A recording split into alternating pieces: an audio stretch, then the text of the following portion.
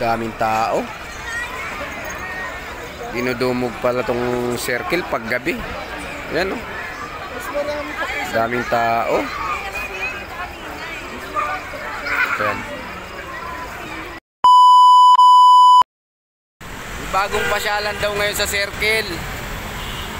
So pupuntahan natin syempre. Magji-jeep lang kami, magji-jeep. Mag-aantay na kami ng jeep. Commute lang, low budget. Let's go! Time check, 6:15 ng gabi. Ayan, hindi kami makasakay. Bus, jeep, saka yung mga SUV, punuan. So waiting lang. Okay, touchdown na kami ng circle. Kabababa lang namin ng jeep. Okay, daan tayo sa ilalim. Let's go! Okay, lakad kami sa tatagos kami sa ilalim ng sa ilalim ng circle. Ayan, lakad. Dito na kami, I love QC. Oy, pasok na kami, pasok.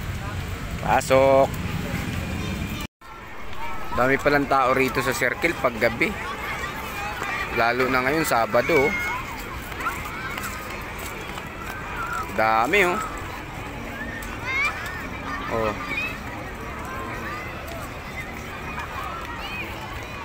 Diba?